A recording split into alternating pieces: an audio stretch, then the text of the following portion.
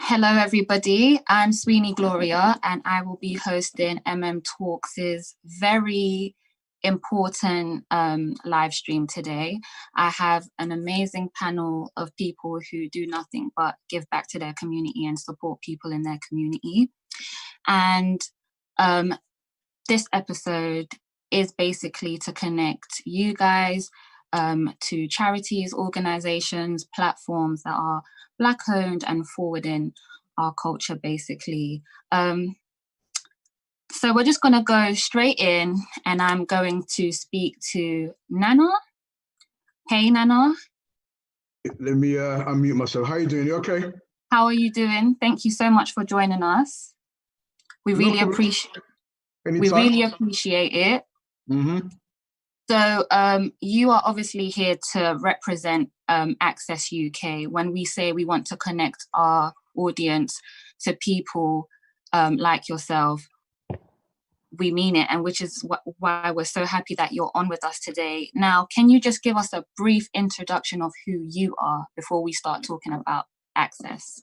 Okay, cool. So I'm Nana, like you said, Nana Adjuman, co-founder and director of Access UK, also known as African Caribbean Careers and Employment Support Services.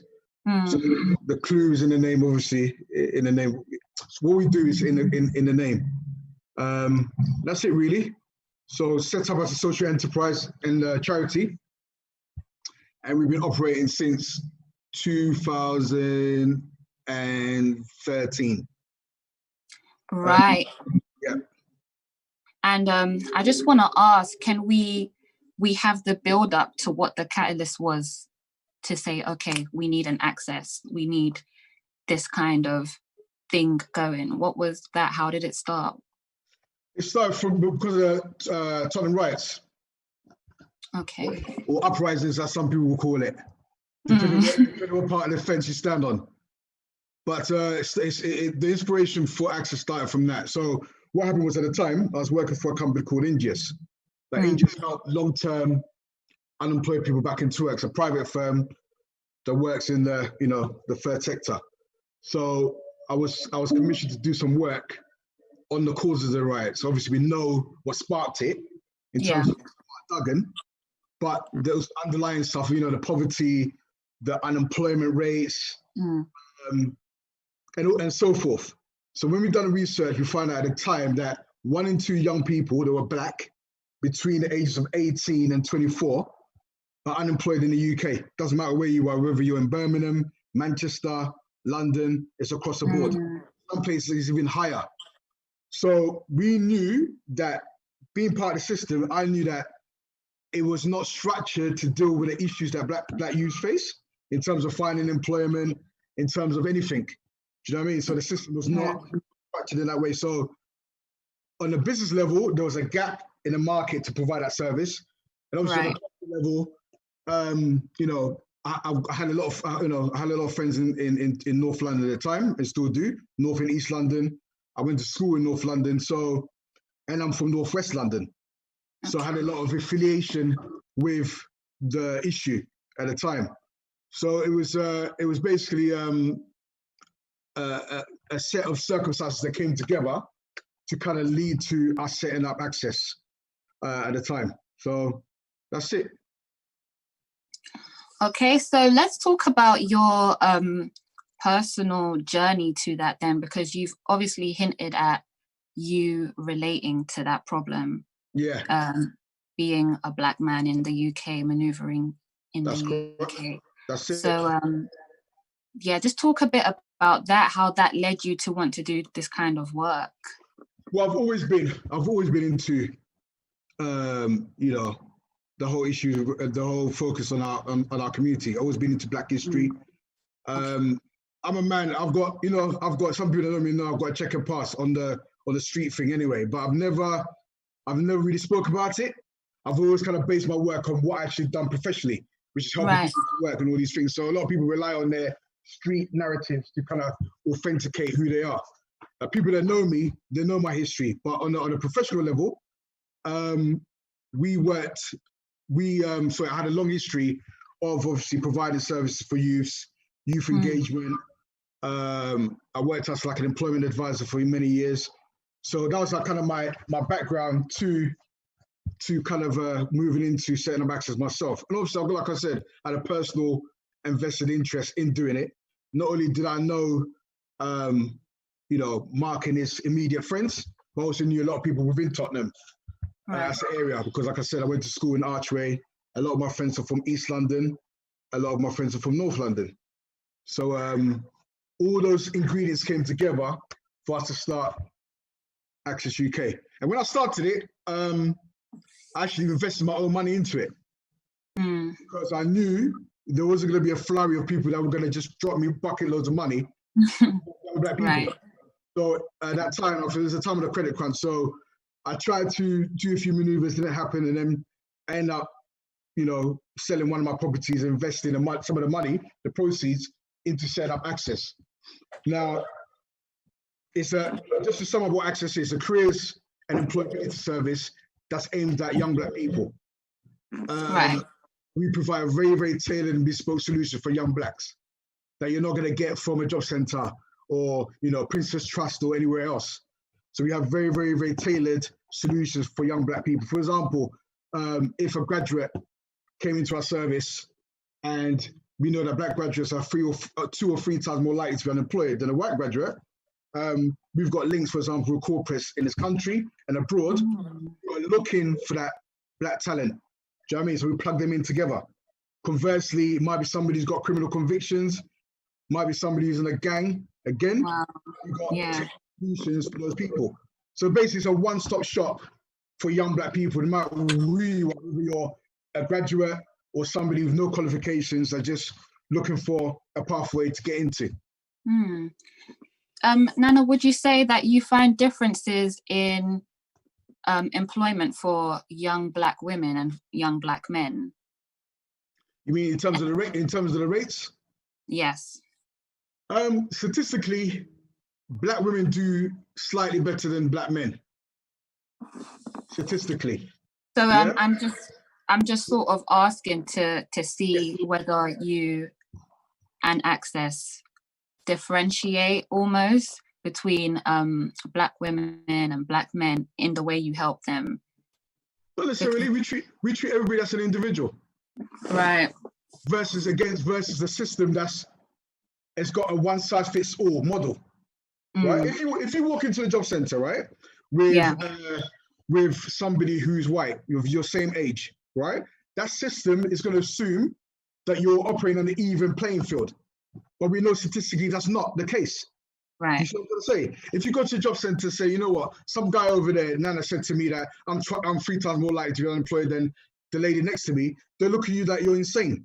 But actually, their data and the government data backs it up. Everything I'm talking about is government data. It's not Nana that's saying it.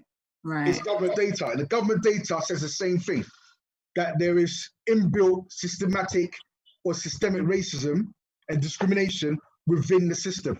Doesn't matter whether it is in employment, education, what have you. It's a fact. Now, our role as an organization is help that young Black person circumvent all these things that are in the system. You're not going to get that service in the job center. You're not going to get that at Reed or Manpower when you go there to register for work. They're not going to give you that service. So that's what we're doing over and above what everybody else does. Everybody does a CV. Everybody gives you employability skills. We go over and above that to basically help that young Black beneficiary through that system. And being a Black man yourself, your methods in the way you are running the organization are probably a lot different to other help schemes. Can you perhaps tell us ways that you like to do things over at Access UK? One of the key things we're very, very big on psychology. Yeah? Okay. And also history.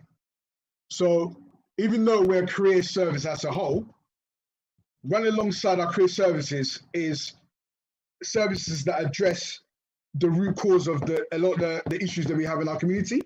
So for example, when we work with, say, young gang members, a lot of people do exactly the same thing that everybody else does. But we work with like psychologists, even historians. looking at the issue of so-called black on black crime. What is at the root of it? What for example, what would cause just say there's a group of young black boys in an estate just hanging out, and they'll see various different races or views walking past them, Asian, you know, what have you, and they won't even bat an eyelid at them. But as soon as they see another young black person, there's an issue. Now, there must be a psychological trigger in that, which don't make no sense, because ordinarily you have issue with somebody that don't look like you, not somebody that looks like you. So we try to unravel the deep-rooted psyche behind what some people term as self-hatred that manifests itself in so many different ways. You know, we look at the historical context of so-called black on black violence and knife crime and all sorts. So we really unpack that, and once we've done that, we then put our youth through the different pathways, because a lot of this stuff that we're facing in terms of youth, it's a mindset challenge. Like yeah, it's nothing to do with just getting them a job or getting them into education.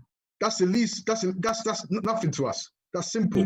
The issue is getting to the psyche, because I could get someone a job today, and it won't last 2 days, because they haven't got a discipline. They haven't got a fortitude to last in that role.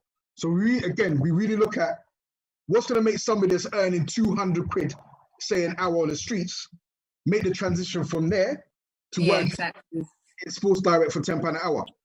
You know that's a mindset challenge, because anybody with half a sense will want to earn 200 quid an hour, right? Right. An hour. So a lot of the work is done on a psychological basis with our partners and practitioners, and then we help them through the careers and guidance route after that. No, that is incredible, and that is very key. That's a very key method. And before I move on, I just want to let the viewers know that if you are inspired, you can contact any of the people on the panel. We have put it on our Instagram page where you can find them and what they're representing. I also want to encourage everybody to put their money where their mouth is and help those that are helping us. So you can find a link in our Mixtape Madness Instagram page and donate however many pounds you feel like you can, but everything is appreciated. And Nana, I just want to thank you for the information that you've offered us there. Anytime at all. Am I staying on, yeah? Am I staying on? Yes. Okay, perfect. Thank you. So thank you. Thank you very much. Tumi, how are you doing? I'm fine, thank you. How are you? Thank you for coming and showing up. Now, you represent the Advantage Group. Yeah. This one was a personal lookout for me, but I would like you to introduce it to our viewers. So the Advantage Group is a registered CIC. We've been running for 2 years, and we aim to sort of transform the narrative of young people from underrepresented backgrounds. So before lockdown, we'd done that through like bespoke workshops. So we delivered them in schools, and like we partnered with Google and Facebook to deliver these workshops. So yeah, that's just a bit about us. We say underrepresented background, but I think majority of the people that go through our program are Black. So yeah. And how is your program reaching out to the young people? I understand that it's through schooling, and education is your way of penetrating.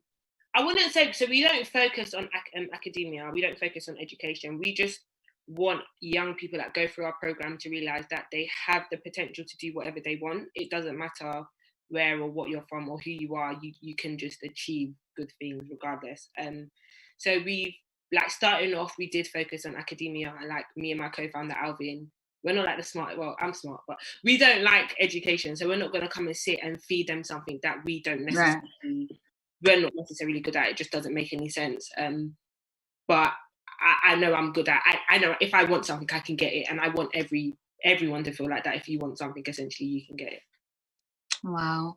So let's talk a bit about you then, and your co-founder, and how two great minds came together and said the Advantage Group. So interestingly, so me and Alvin's been friends for a few years. We went to college together. Right. And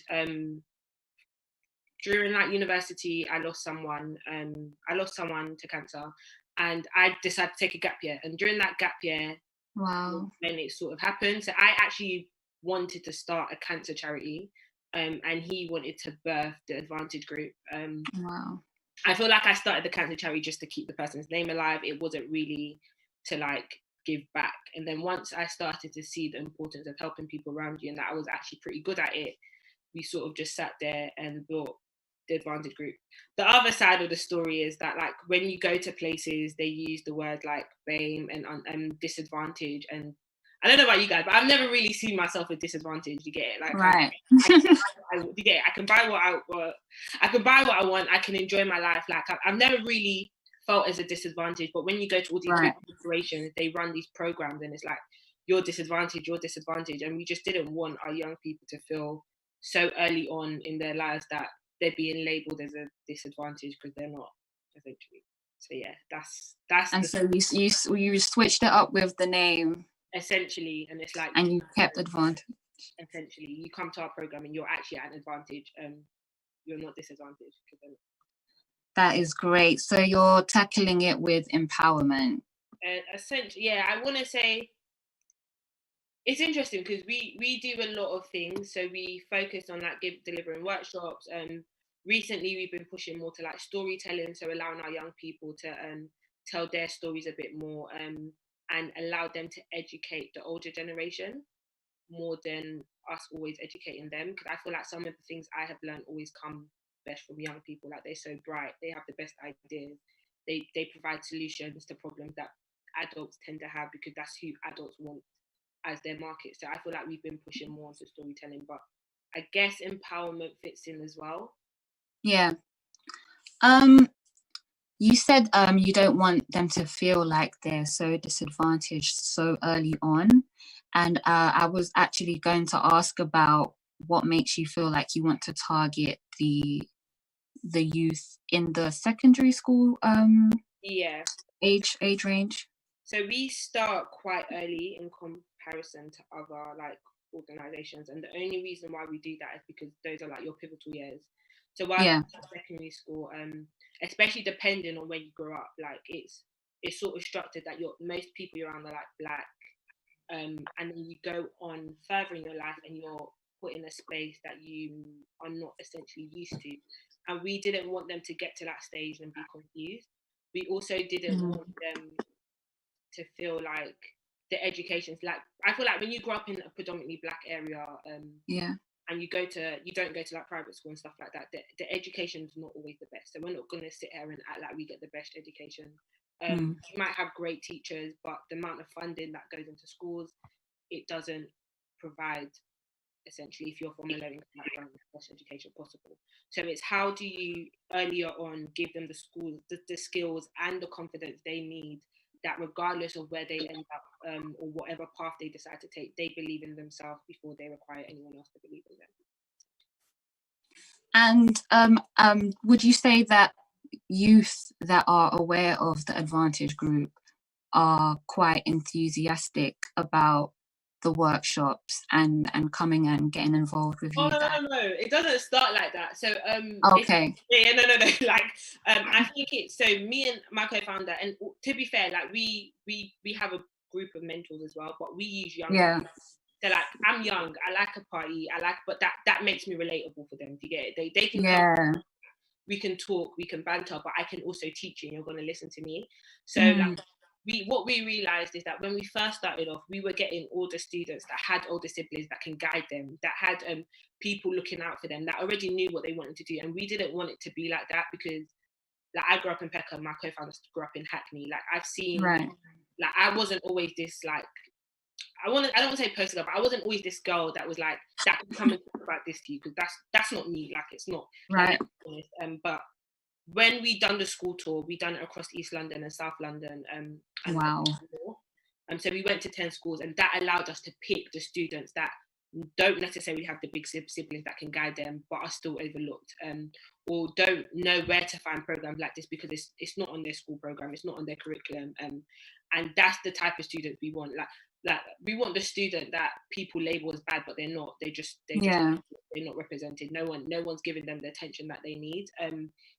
So yeah, when they first come on, they're not always enthusiastic, but by the end of it, they love it. You get it? Like they learn, they take stuff away from it, and we've always said, we don't really focus on stats. We're not a stats like organization. Right.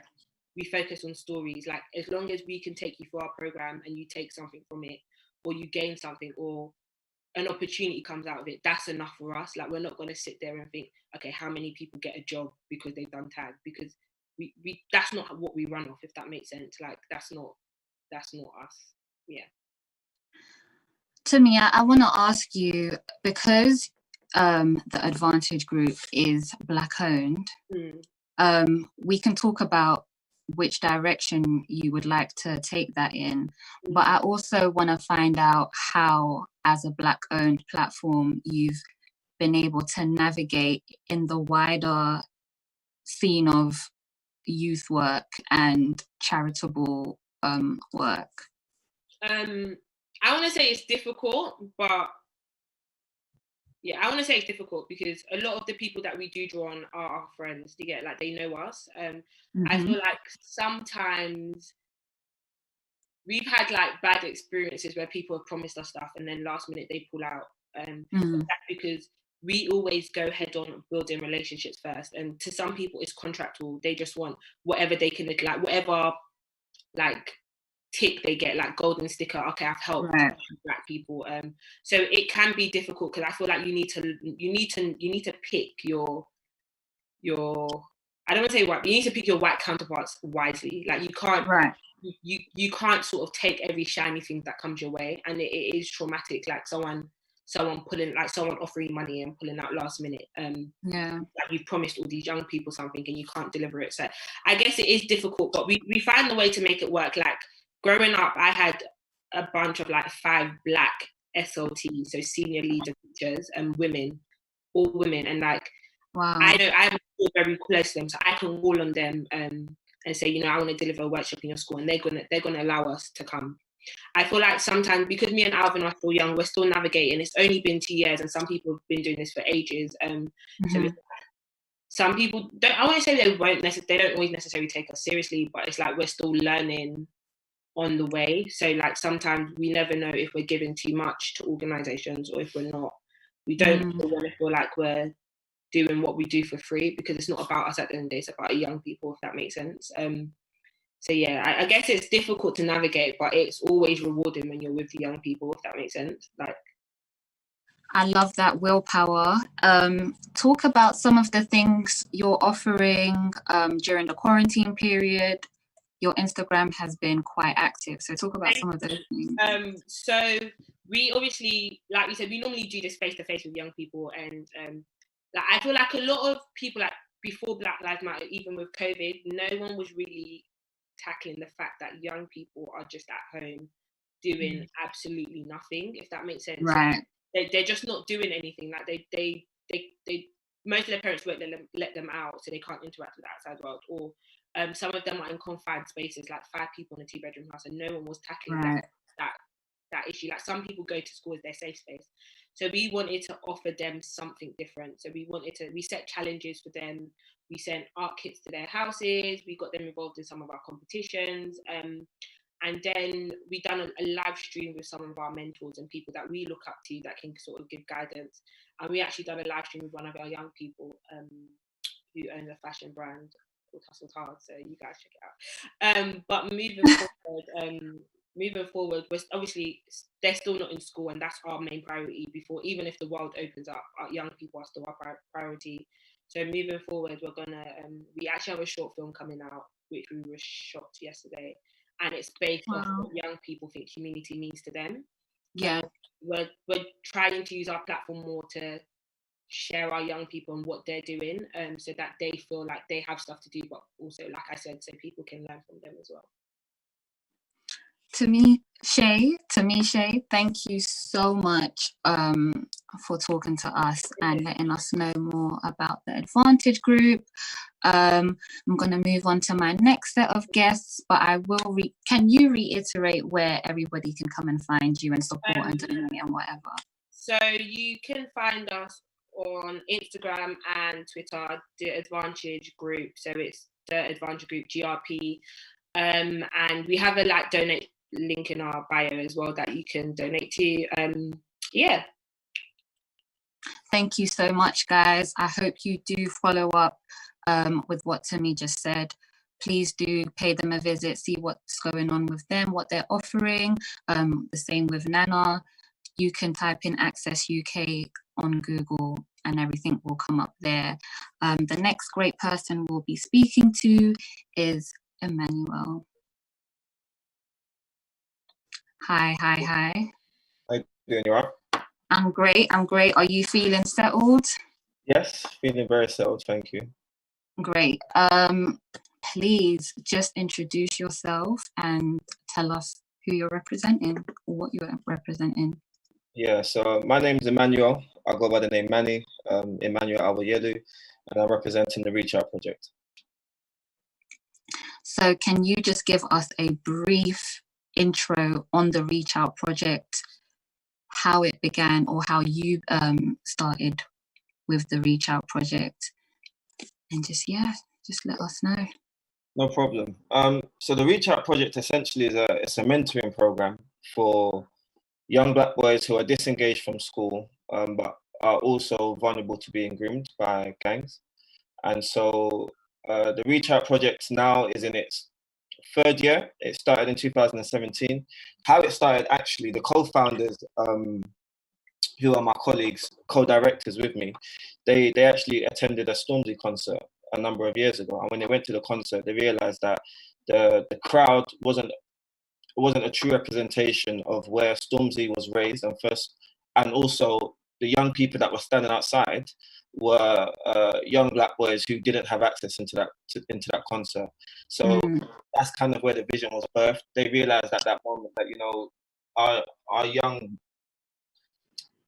young Black people within London don't have access to some of these cultural experiences, these events, these kind of opportunities. And so that's where the whole idea was first initially birthed. And so what they did is they approached the school in Croydon, and they basically went to the school and said, you know what, we want to provide opportunities for young people to be able to kind of, you know, go on these trips, have access to these concerts, go to football matches. And so that's where it initially started.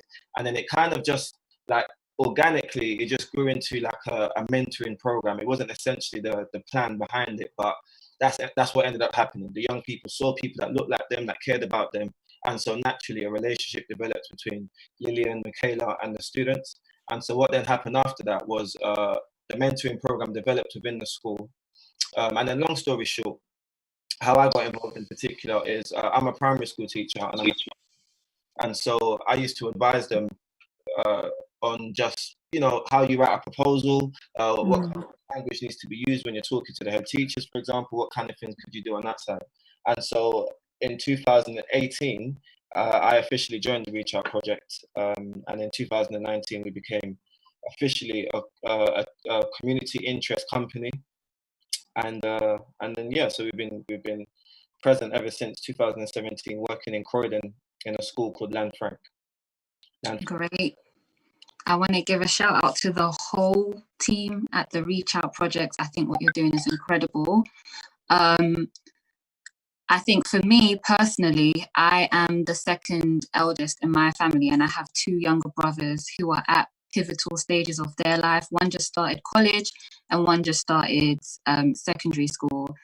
And it can be a bit of a tricky approach when you're approaching them about being aware of what it might mean for them navigating the world as young Black men. And obviously we are from Southwest London, so it's not, the grooming thing isn't too far away. So how does the Reach Out Project tackle that? So the Reach Out Project, it's a mentoring program. So what we do is we do mentoring. with the young people that have been enrolled onto the program, and that goes on through the whole academic year.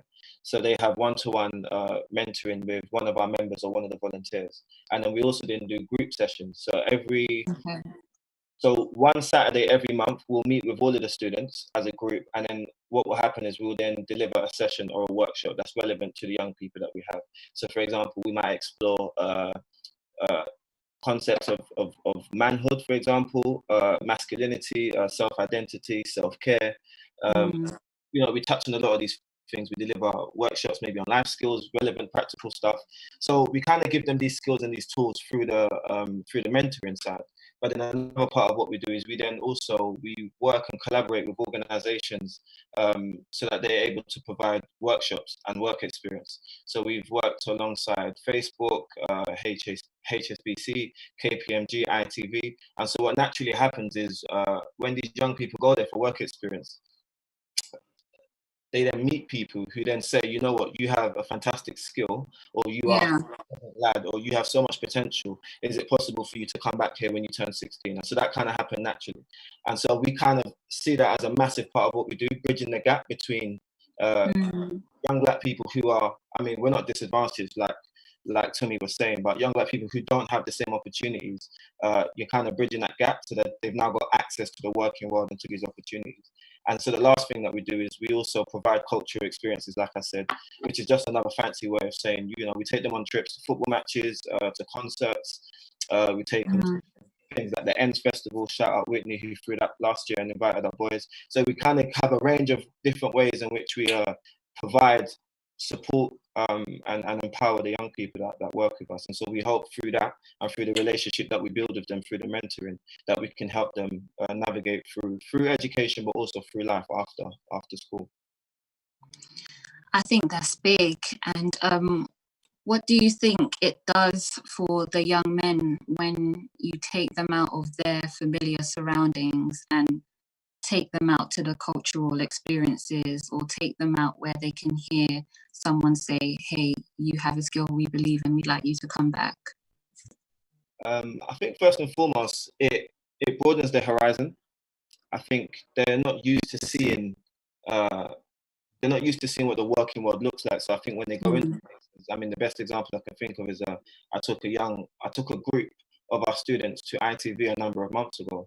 And one of them isn't actually in full-time education. And when he went there, it something that wasn't there before. And so they heard him speak, they heard him do a presentation to some of the big directors of ITV, and they said, you know what, we want you to come back. And so after that, he then realized, actually, if that's where I want to go, how do I get there? And so that's where we kind of come in and we can kind of give that support. And so I think it kind of, it creates more aspirations that they might not have already had. And for those who have the aspirations already, they've got something tangible there. It's not just a hope that they can get there, but they've got a structure there that's there. They've got some evidence. Yeah, to actually get there, and they also get the experience before they even get to that point. And so I think for many of them, I think it's eye-opening. I think a lot of them are probably asleep, like many of us were when we were young, no idea as to what life looks like post-16, post-18. And when they go to these concerts, they realize, wow, like this is how people are enjoying. Like they go to a football match and they realize, oh wait, this is what it looks like when it's not. Yeah. So I think naturally it just broadens their horizon, but it also it creates an ambition in some of them that they might not have already had. And I think that's probably the most beautiful thing to see. Yeah, sounds like rewarding work. Please tell us where we can stay connected with the Reach Out Project. Yeah, so the Reach Out Project, we're on Instagram, so you can find us on Instagram, Reach Out Project. We're also on Twitter. If you just type in the Reach Out Proj, or type in the Reach Out Project in the search engine and it will come up. And we've also got a website called the reachoutproject.co.uk. Or reachoutproject.co.uk, should I say. That is great. And again, I'm going to reiterate, guys, let's be about the action and visit these pages, visit these organizations, charities, platforms who want so deeply to give back to our community and to help our young boys and girls into adulthood where they can flourish. Manny, thank you so much for speaking to me and for taking part. No worries. Thank you for having me, Sweeney. Okay, and so from United Borders, we have the amazing Justin. Hi. How are you doing? Is your mic on? Oh, Yeah. Check. Oh, your mic on? Yeah. Mic check, 1, 2. All right, cool. How are you doing today? Yeah, pretty good. The weather's weird, so I feel a bit weird, but quite sprightly, ready to have a good conversation with my people. Quite inspired by the so I'm hearing some good things from everyone else. It's beautiful. I love that. I love that. Now, you do not shy away from our cameras, but we will get onto that a little later. First of all, take the time to introduce yourself, Justin. Right, so I'm Justin Finlayson. I'm the CEO of a charity called United Borders. We're a music education provider. We have a double-decker bus with, I think, 2 recording studios on board. We've also got podcasting, video filmmaking, just everything around the whole media experience we offer. We tend to work on the borough of Brent because, I don't know if you know, but Brent has a few issues. And quite a few of the people then that were responsible for those issues on the come up have left our younger people with a legacy that they're now trapped in. So I kind of feel like it's my responsibility to try and help people navigate out of that situation. Along the way, work my pivotal and working with some well-known artists that are out there right now, but now it just gives me an opportunity to really focus on the things that I enjoy, which is music, and then allow other young people to find their voice through music, but connect with other young people throughout the borough. So that's part of the beauty of having a bus, because I can drive around to different parts of the borough, and I could be working in South Killy, I could be working in Zart, I could be working in Harsden, could be working anywhere basically. And once you form a strong enough relationship with different people, different young people, and you're connected to different opportunities, it makes it somewhat easier to try and connect them to other young people who historically have had, situations, etc. But we're trying to say, focus on the bag, focus on the opportunities that can be provided when voices unified. As we can see, unite the whole Black Lives Matter movement. That's about us all uniting together underneath the notion, we're not being treated fairly. But because we're all doing it one time, it's amplified so the world can hear us. In our communities, to connect young people to different opportunities. Slowly, we're trying to make badness unsexy. It's not cool to be bad. Yeah, sometimes you need to run with a slogan so that they can get it.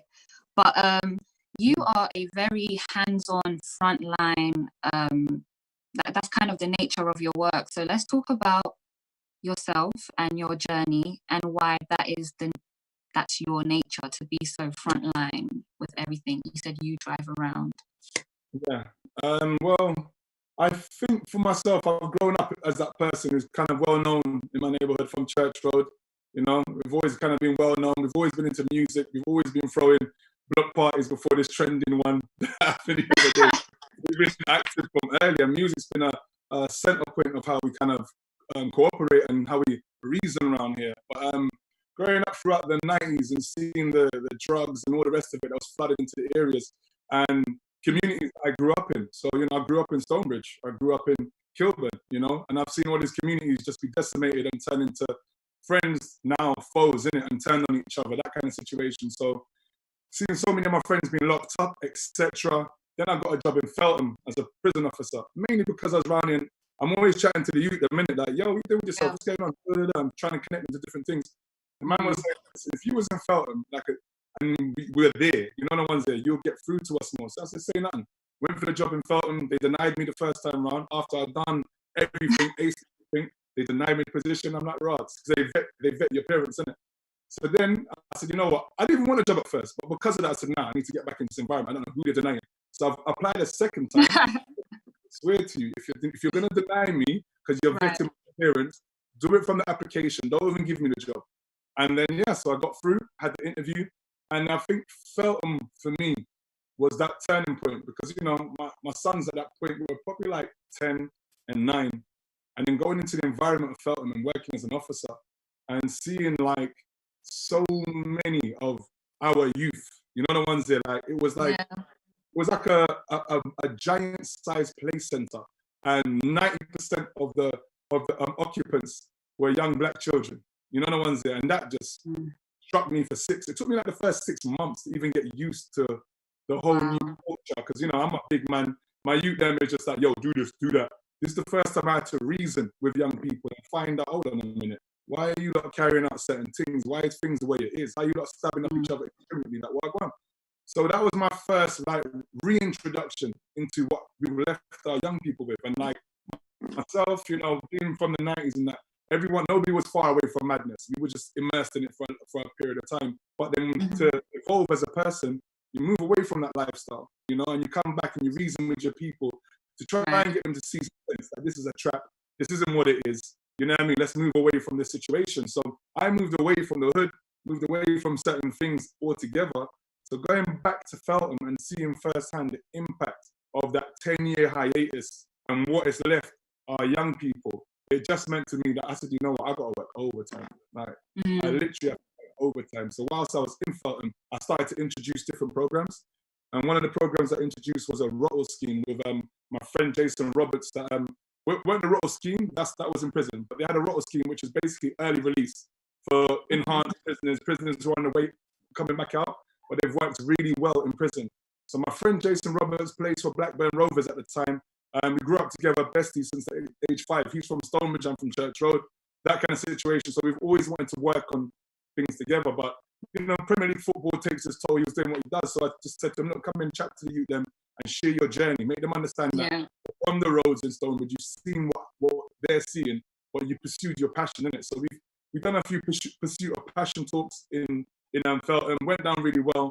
So then the governor gave us the extra credence of allowing the PE department to get the young people who are on the early release system to go to Blackburn Rovers Football Club and actually train with the first team and actually look at the science department as well, because these are all guys that were studying, you know, physical education, all that stuff. So from that was the first walk into myself and knowing myself, okay, I can actually make a difference. I can actually make changes to structures that are firmly in place. And to be quite frank, they're not designed for us to not go back. They're designed for us to keep coming back, that Ferris wheel situation.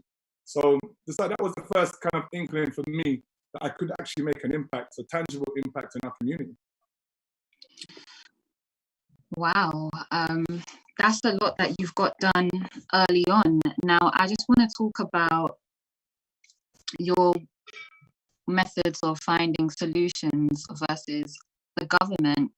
I'll start by asking you, how do you feel about the government's methods of trying to stop knife crime, especially when you think about the Morley's Chicken Box campaign versus the way you have been tackling things just there in the prison? Well, it's obvious they're not doing enough, but yeah, I just want to hear your take on it.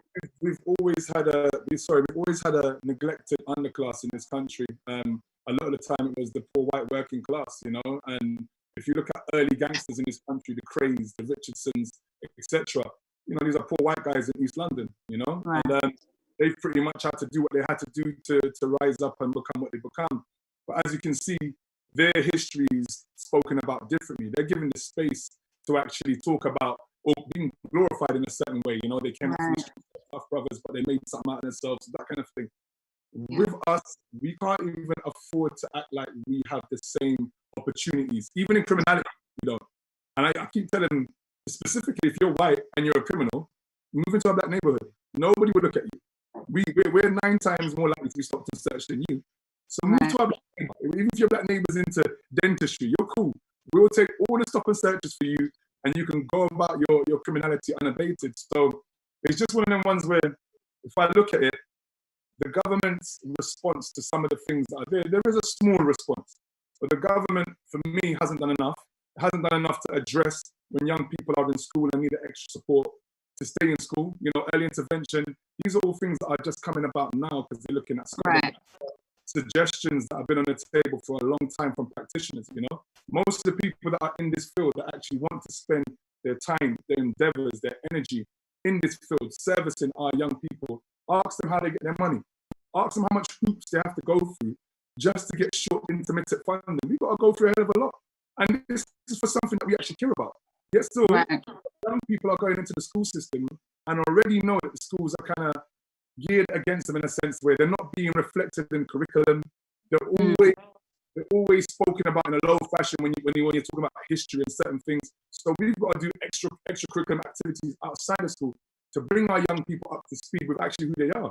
So schools are not really helping them. Schools are getting major funding and they're not servicing our young people. They're getting 40 to 50 bags a year and can afford to expel our young people and still get 50 bags a year. So I'm thinking, hold on a minute. How is it? Schools are getting 40 to 50 grand. Felton Prison, YOIs in general, they get 50 to 110,000 per young person every year. Wow. Yes, 30,000 to go to Eton. Top school, 30 grand to go there. But we're willing to pay 50,000 to 100,000 to lock a youth down in a cage where we know they're only going to become more radicalized. They're going to come out, there isn't no rehabilitation. They come out and perform more crime. But yet, still, if I'm here, if Nana's here, if Tamisha's here, Manny's here, and we're like, listen, we actually enjoy the work that we do. The young people, they want to be in our company, so put us on a full-time salary so we can deliver that work. No, there's nothing for us. So Nana, just a second. Nana, Manny, to me, if you want to say anything, just go ahead. You can make it an open conversation. That's why I got a lot of love for my brother Justin. You know, speaks a lot of sense. And he's the only man I've seen on the GMTV destroy Pierce. Yes. That's a difficult job. So if a man can do that, you know you have to salute him. But I made a point in the chat. What I was saying is that the government are only interested in dealing with the symptoms rather than the causes. Okay? That's what we have to understand, that they are interested in, they're not really interested, or they even understand the root causes of a lot of the issues that our youth face. Right? One of the things I always say in a lot of my groups is that the reason why we as a so-called community are so concerned with Europeans in general is because we're dependent on them for so many things. Yeah, we're dependent on the structure to survive. Now, if you look at the British economy, Asians contribute reputedly 190 billion quid into the system every year. Okay, our community contributes 10 billion, and I know people say the black pound's worth 200 billion, but they're conflating the figures. It's actually 10 billion quid. Okay, now they're impacted by structural racism as well. Okay. But in a different way. And the reason why the impact is different because they've almost insulated themselves from the impact because their own shops, their own businesses, they're self-reliant. So yes, they are impacted, but the impact is lessened because of the foundations they've set as a community. You get what I'm trying to say? They've been able to sustain themselves. Exactly. And we will complain from morning till night on WhatsApp groups because of that dependency. we would send our children to university to go work for the system rather than training them out to work for themselves and set up something for themselves where they can employ people that are not like them. You know what I'm saying? So what the government, if they want to solve a lot of these structural stuff, they need to put things in place that's going to make black people self-reliant instead of relying on them to be the solution providers every day. And you know, I can break this down further, but I don't want to bore the audience. But the point is, we need to become more resilient as a group of people. Yeah. And we need to put the structures in place to be self-reliant. Yeah, at every given opportunity.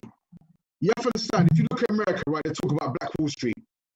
A lot of people don't realize that the most successful community in America, black community, was under segregation, Jim Crow. Right?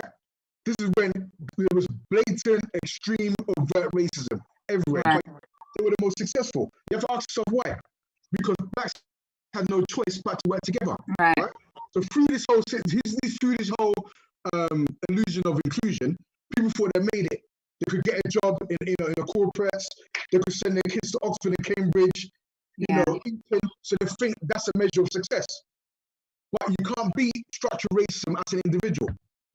right? Go and ask Oprah Winfrey about that. Go and ask Aliko Dangote, who's been trying to buy Arsenal for how many years, and ask them, why can't he buy Arsenal Football Club? He's a billionaire, is he? He's worth about 30 billion odds, but he can't buy it because at the end of the day, racism, like you can't, as an individual, you can't fight racism. As an individual, it has to be a collective thing.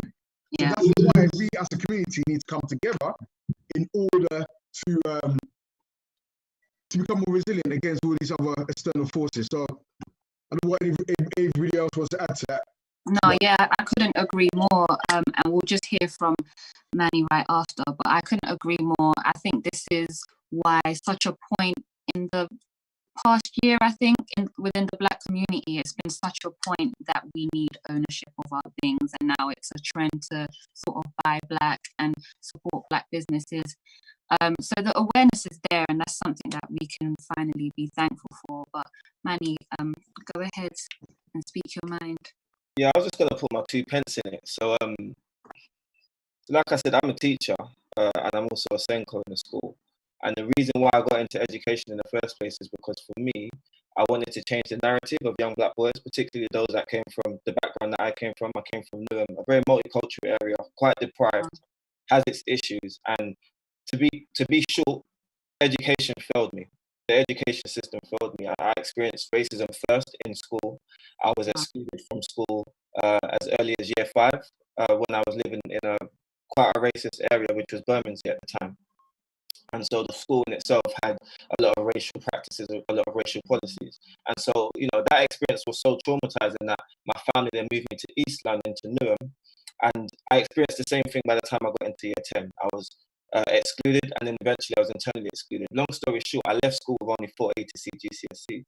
And so a big period of my life, I was quite lost. I was quite traumatized, didn't have no direction. And so when I kind of fell into teaching, because I never aspired to be a teacher, but I always knew that I was going to work with young people. And so when I started working with young people, and then I realized, okay, you know what, maybe teaching is what I needed to get into.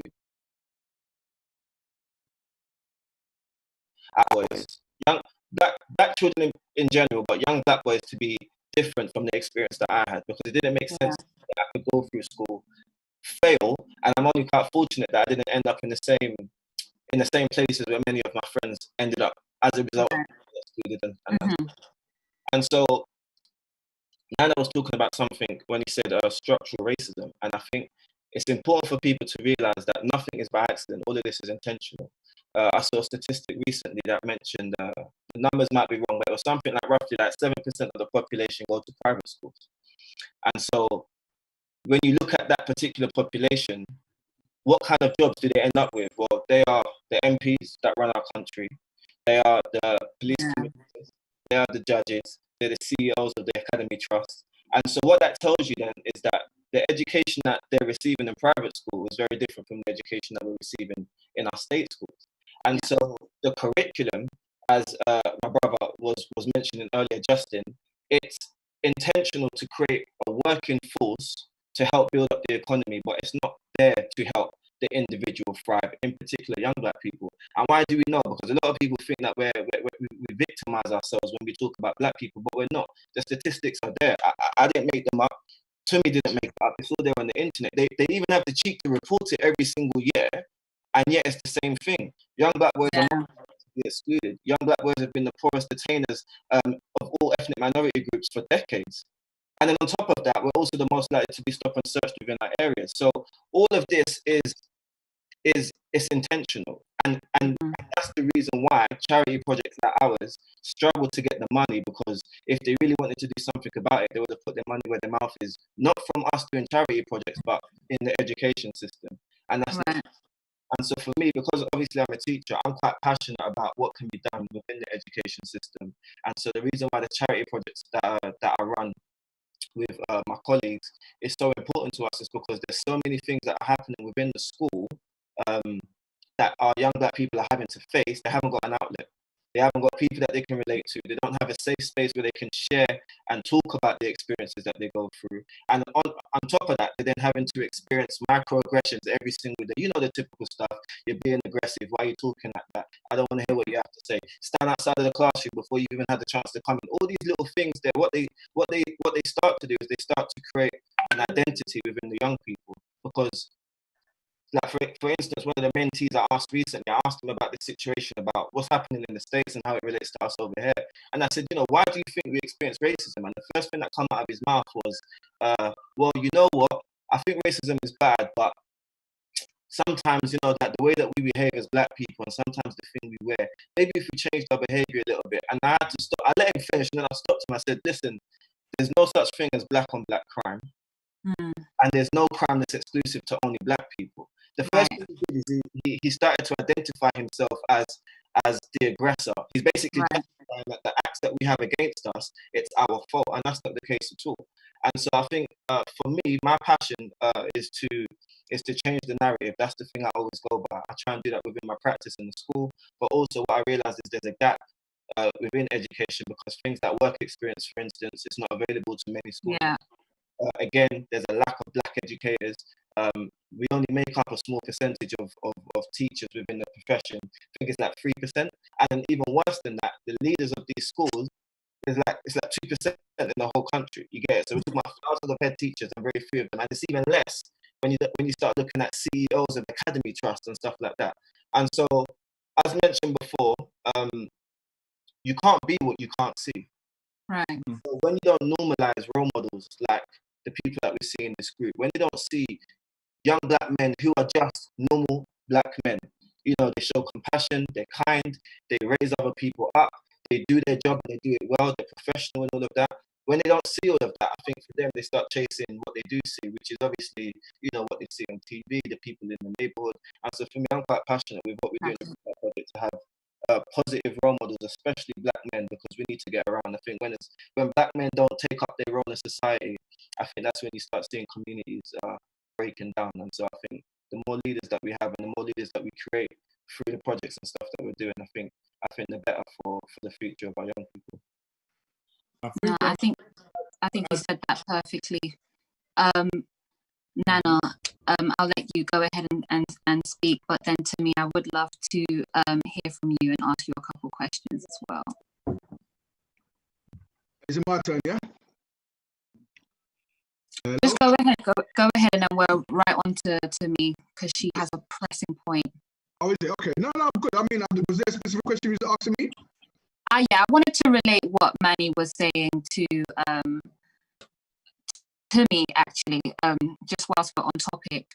I wanted to say, I can probably imagine, one of the young people that you work with probably expressing some of those issues that Manny was just explaining to you when they are taking part in, workshop or just talking to you. You said you're relatable, so they probably can open up to you about that. But what is that like? It's very real life that they're coming to you and saying what just happened, and then you have to counter that. So what's that like? I think it's interesting to in the chat that like police brutality isn't the only thing that black people face, and sometimes everything else is blurred. Like we forget that our young people don't have the best education, or like they don't have all these opportunities. And I think sometimes as much as police brutality is important, because it is a thing, that we need to also allow them, like Manny said, allow them to see that the opportunities and see the good things that do come out of being in the black community. And it's funny because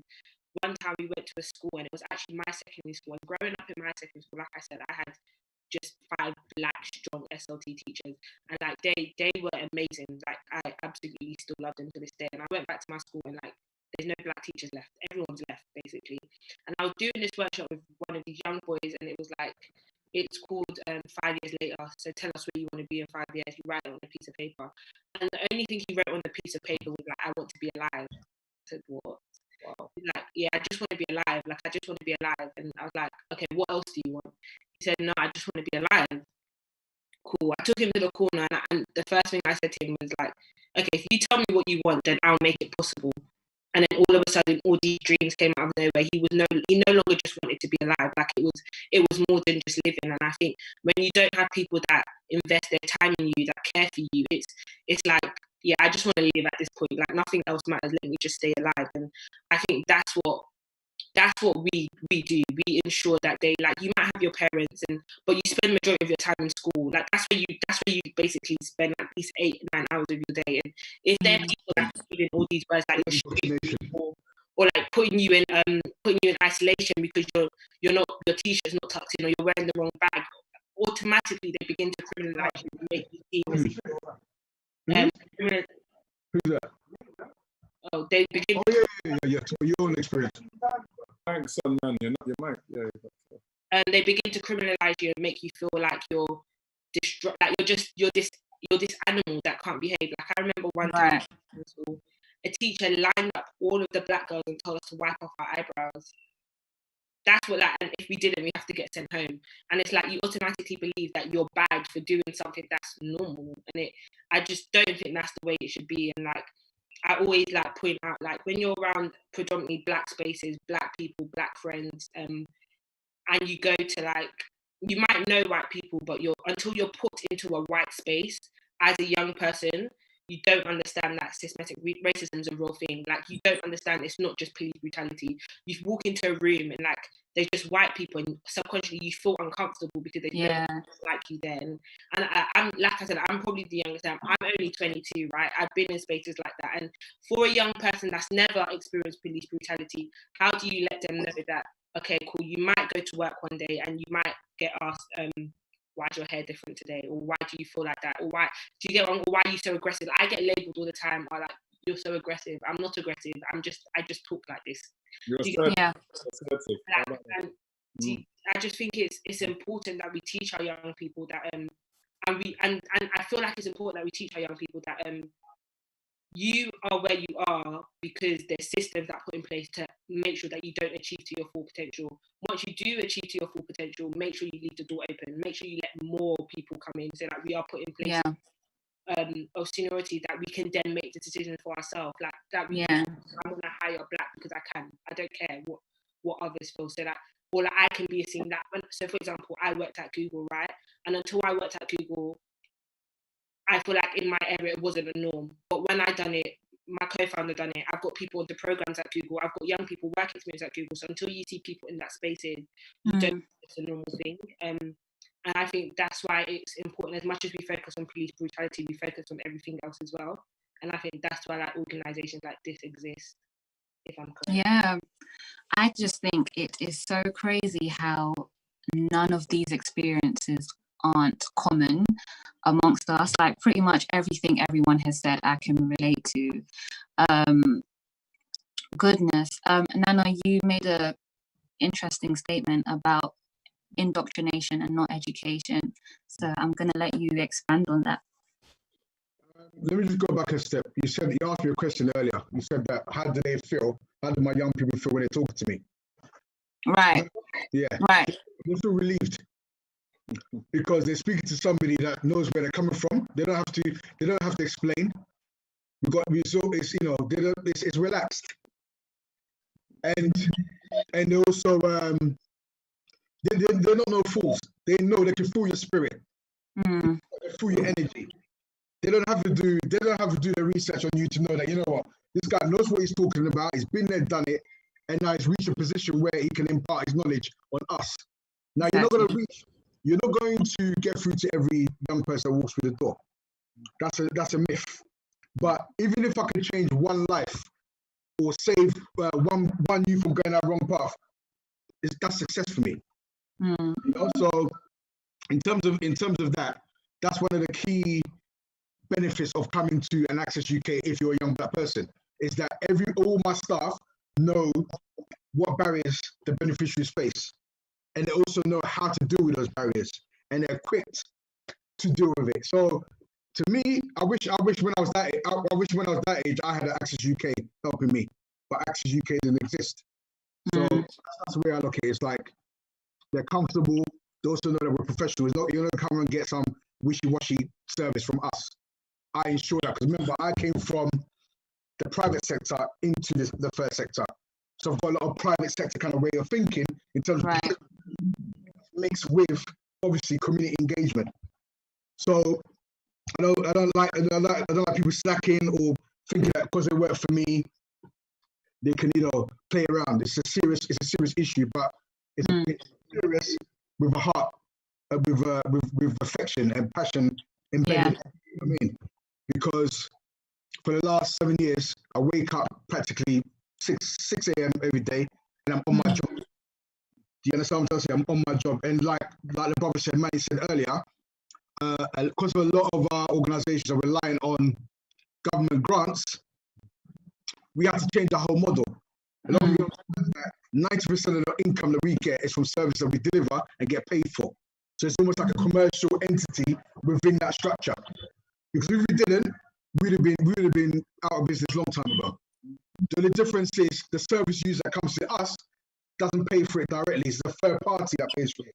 So whether it's the government, whether it's local authority, whether it's corporates, that's how it works. Do you know what I'm saying? So this is something that is not a job. This is something that I'm passionate about.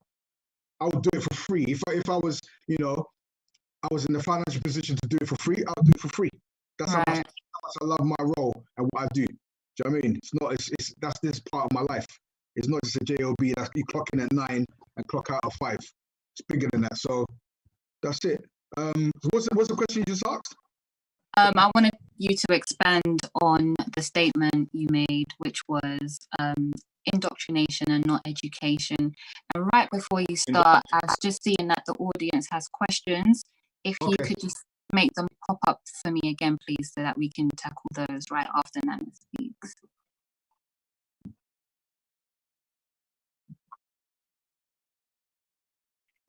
Okay, so the audience wanted you to elaborate on what you meant by the system. Is institutions that are put in place, that work in tandem. It's just like having you just think about a machine which got different components in it, to make it work. That's what a system is. So you got education, you got health, you got all the components that make a whole. Think of it that way. So when I'm talking about the system, that's what I mean by the system. Okay, so go ahead and get into the statement that I keep pressing on about, but I have to know your mental thought process on that. Manny actually explained it. He gave a very good example. He said that people at Eton and the people at the top tier of our education system, their education is different from so-called folk. So when I talk about indoctrination, I'm talking about an education that makes you or makes us subservient to the ruling elite. Do you understand what I'm trying to say? Like, for example, one of the biggest problems in our community is that we're financially illiterate. Okay? We are financially illiterate as a group of people. Now, when you go to Eton or Cambridge, they will teach you about financial literacy, one way or the other, because they are being geared to rule the majority. So, for example, in these universities, there's a particular university, apparently someone was telling me that they have this particular room that's set out like Parliament, where people will reenact Parliament, whereby, people will be Labour, a group of people Conservative, and so forth. And they'll play it out. It's almost like an act, a play, to what they know is going to come. So a lot of these people are going to go into politics. So they're actually practicing their roles before they even get there. Do you get that in your local schools? Do you get like our young black kids like playing roles, to be like MPs, and do you get that? Unfortunately not. We just heard from Manny that they're getting bashed on before they can even aspire to be anything. Well, there you go. These are the kind of things that are going behind closed doors. I remember when there was a time when I was about 20 years old. I went to go and buy a car with my mum, and I had my eye on this particular car. And she said to me, "Nans, don't get that car, get this other car." It was like a smaller version of this car. And she goes, "One, the police are going to stop you because they're going to wonder why a young black boy like you driving that car. And two, the most important thing she said to me was that you haven't even bought property yet. So why buy that car?" She goes, "It's far more intelligent for you to buy a property first before you buy that car." Unless my mom was telling me that, who's going to give me that education? Mm. And I learned that how right she was later on in life. Like, you have to secure these real assets before you start driving around in a flashy car. How many times have you been driving past a real messed up area, right? And you see like I don't know, a few Range Rovers or a few Audis, parked up outside, right? Mm. The reason being is that we place more value in those things than owning a property or owning land or owning real assets because of the indoctrination, because of the way we've been educated. So it's all about changing that mindset. It's all about becoming financially literate, so you won't make those silly mistakes. I've had friends, right, who were similar age, 20, 21, driving around like a 50 grand car and they're sleeping on a bunk bed. Yeah? They're driving around a 50 grand car and they're sleeping on a bunk bed at home. They're still living at home with mummy. It's not uncommon. Yep. Sorry, can I just say something? Yeah, go ahead, Tamisha. I definitely agree with you, but I think we need to understand, this is not for everyone, but I think sometimes we need to understand that our parents are first generation here. So like our parents came here through survival, like it was to give us the better life. And like white people are years ahead of us. Like they've had years to prep and things. Like like that's just my personal opinion, but I feel like they've had the property, like they've had everything prior to they've had everything prior to us. So even though that is wrong and people shouldn't be doing that, but if our parents had come here and had very minimal and like little, they may not actually know what financial literacy is themselves. Like I know a lot of people where their parents don't know the importance of credits or buying houses, etc. So unless it's given to you, then it's I agree with what you're saying, but I don't think that applies to. I don't think that's a general. I think that's a bit of a generalization. I think it's mixed. Some parents do have that financial education. My mum never went to university, but she was very financially literate because she comes from a family who were educated and knew their stuff. She didn't make it that far. I think it depends. I think it varies from person to person. Yeah, I would definitely say that there is a lot to unpack when the fact that Black people as a community is making progress now is something that we should celebrate, because every time we do tackle one issue, there's always so much to unpack all the time. I feel like for example, like own experience, like my mum's a single mum, grew up in Kansas State, whatever, but that's not going to be my reality, and it's not going to be my children's reality. Like my mum's done the struggling for me now. Like she struggled, and my children are no longer going to struggle because we're no longer first generation here. And regardless of like if they want to give me fair opportunities or not, like I know that I'm going to achieve great things because I've set my. Do you get where I'm coming from? Like it's, and I'm not saying that is everyone's reality. Like some people, unfortunately, like they have elders or whatever that sort of introduce them to flashy things, etc. And early on, like they don't understand the impact of what they're causing upon themselves. But I do think we need to understand that this country wasn't open doors for us. Like it wasn't like we've been here for generations and generations and we're not doing anything, if that makes sense. Yeah, I feel into what you said to me, Shav. I don't think it's ever been that way. And it's not suddenly becoming that way because we've got man in the charts and man playing ball. It's in the same situation, right? Right. But into what Nana was saying in terms of Black Wall Street in Tulsa and people sticking together because it was marginalized outside of the system, our grandparents made the most out of that situation. And they weren't getting no loans from the bank. They said, put our money together. And this slum house that we're in, madness, cool. Come, put our little 20 pounds. Let's put our deposit. Let's buy a house for you first. And then, we'll buy a house next door. And that's how they were slinging it. They were I get that. And doing what they need to do. And so much of that generation, I think part of the problem was, particularly in the Caribbean, I can't talk for everyone, because everyone's got a unique experience. In the Caribbean experience, it was really to come here to help the country out, and then at some point to go back.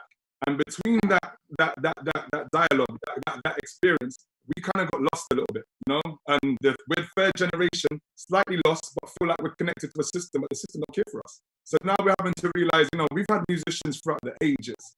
You know, we've had massive music, Sade, Soul to Soul, Loose Ends. We've had various massive artists throughout the ages that had to wait on white networks to try and get their shine. And it's only now we've kind of morphed into technology age. Now we've got youths. Mixtape madness, you lot are my youth's age, by the way. And now I feel like you guys are the leaders of this. Like, if anybody wants to blow or go somewhere with their musical acumen, they come here first. They got to come to the culture first. That never happened. But I think sometimes we talk about a lot about systems, and we look at it in such a grandiose way. It's almost like, where do you start? You know, when your house is just mad messy, you're like, where do I even start with this yard? It's just, right? You just got to start in a little part of the yard, and then eventually the whole thing's spangling, isn't it? I think where we need to start is with ourselves. And I don't think assets are going to get us to the space where we need to be, because it's morals. We need to switch our moral code. And this is where I think even Mixtape Madness, you guys play a part, man. I've been doing my thing musically with some seriously talented young people, yeah? But they don't chat crud. They don't chat shank. They don't talk none of that. But they're nice with it. And for a time now, I'm saying to Mixtape, listen, hear me, yeah? You guys need to use this platform and start giving some of the energy to youths that are not on madness. Because the youths that are on madness, more power, like, try and get yourself out of it. But by projecting that, it's part of the psychosis that I've got to work with and deal with every day. I'm dealing with young people whose morals shifted, and we've got to try and shift some of that pattern back. So I'm saying fair dues to you guys. I love what you lot are doing, but I would say that there's more that can be done to make space for artists who are coming positivity.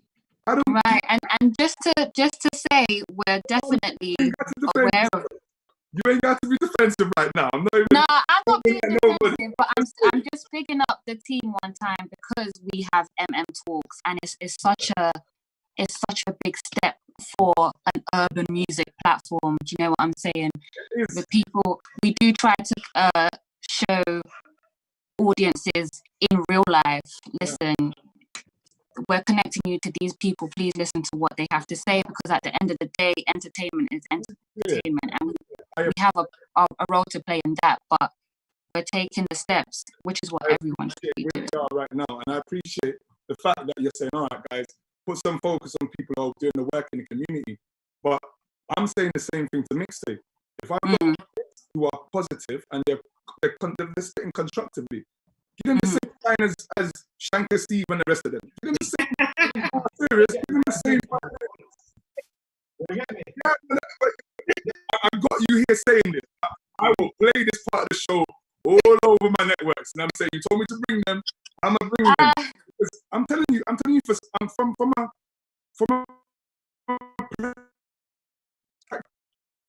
crime and things that go on. That's not all of our community. That's a very marginal, a small part of our community. But it gets so much of the focus. So for me in particular, I don't just work with high-risk youths. I mix them up with youths who are doing well. I mix them with big different people, because that's how you make food. You don't just go with the one ingredient.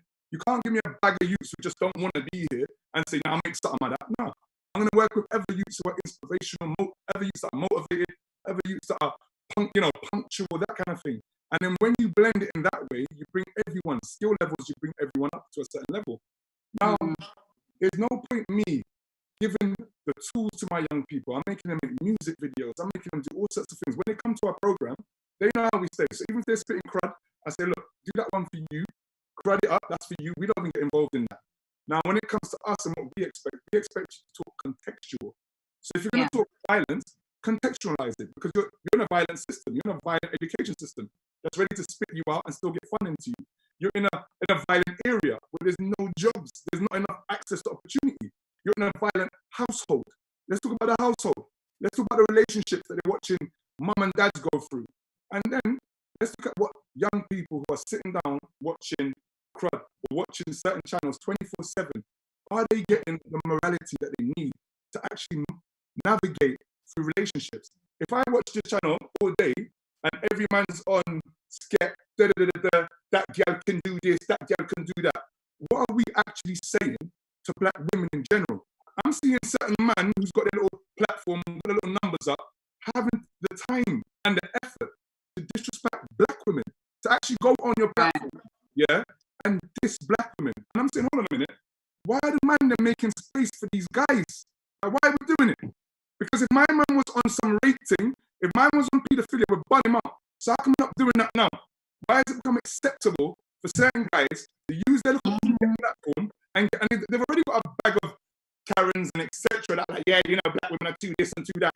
And they feed into it and they give them the energy to do that because they're ready to disrespect black women. So what are we saying to young black female artists that want to come through? She don't want to chat crud. Now I'm seeing a wave where black women that want to be relevant in rap have to be degenerative. They have to come onto the man them thing and I can walk man and dash man too. And I can back my thing. I'm like, oh, so this is where we are then. Let me try and do a little walk through my street, yeah? When we was growing up musically, we had Mobb Deep. Mobb Deep was straight on killer stuff. They was straight on, yo, see a man shot a man in his face. We had that. But we had Lauryn Hill. But we had Queen Latifah.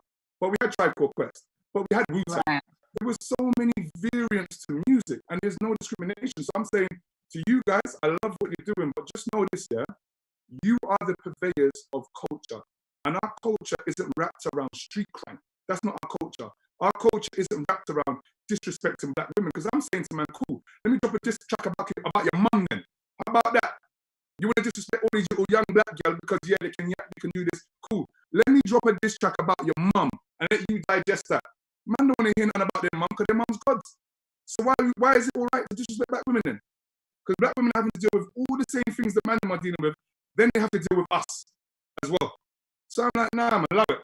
We need to stop making space for certain guys. And that's even street culture as well. Listen, I am making space for in a minute, in the next 5 years, man's going to be saying, my man's a good man. The same way people say, my man's a bad man. Yeah, cool. In the next 5 years, I'm going to elevate a space where people say, you know what, my man's a good man, bare morals, respects women, loves his mum, does big things for the community. My man's about it. That's what it's going to be. This whole space where a certain mentality is actually the main focal point of our culture. That's not where it's at. And you know what? When youths are there, until I've created enough things for them, I allow them because I get it. I've been there. Because I get it, don't mean you get to stay there. I'm a parent. I raise my youth there, and I raise my youth as a hypocrite sometimes. I've done big things and I tell my youth, you can't do this, you can't do that. This is the reason. And I don't care. I'm not trying to be popular with you. I'm trying to put you on game. So when it comes to youths who come to us and they've got if you can write a few sentences together, rhythmically make them connect and make an audience connect, you can write anything. So why are you limiting yourself to black genocide, please? Why is it you're only concerned with killing people that look like yourself, please? Why are you only concerned with slewing black girls that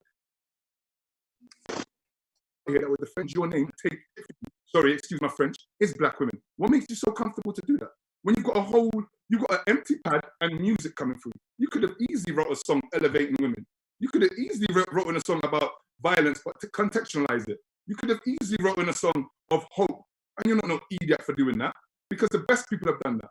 If you talk about people whose music you just grow up on, you don't even know how it reached it, coming like ear to her. Bob Marley just said, love everyone, innit? Just love. And when it's time to rebel, deal with the idiot. Can I just say, sorry to cut you off, but can I just say... Go on, you need to cut me sometimes. Well done, Sweeney. Can I just say, when we're talking about aspects of our culture that's glorified, and it's the negative aspects of our culture sometimes, we always have to do pulling back work and then actually start working on the problem. So what I'm saying is if before you learn about your Black history, you were seeing negative aspects of Black culture being glorified through music, through TV, and that's cool, that's trendy, you then have to unlearn that and then get into, you know, your Black history, why you can be successful. So it's such an unfair effort for everyone, every Black person. Like, that's the reality for every Black person, that before we even can step forward, we've got to take a few steps back, fix what's broken there, or fix, you know, unlearn this and unlearn that, and then come back forward to take the next step into finding a solution. So especially with us as a music platform, like I said before, entertainment is entertainment. So how do we undo the fact that drill is popping? Or how do we counter that with music that perhaps audiences aren't looking for?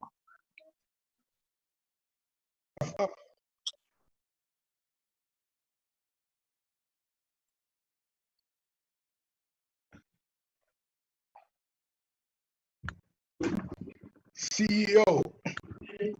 No, not CEO, not CEO. Go ahead, Quabs.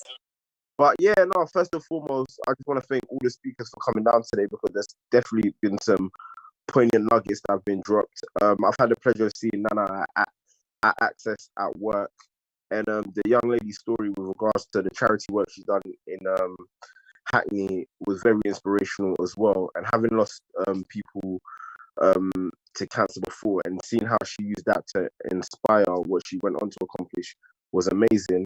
And I think first and foremost, I'm humbled that Justin has come and joined the panel today, especially after the work he's been doing publicly in the community on platforms such as ITV and so on so forth. I think in relation to the platform, because there's a lot of behind the camera, there's a lot of parents, there's a lot of people in the community that, you know, I often have the pleasure of engaging with.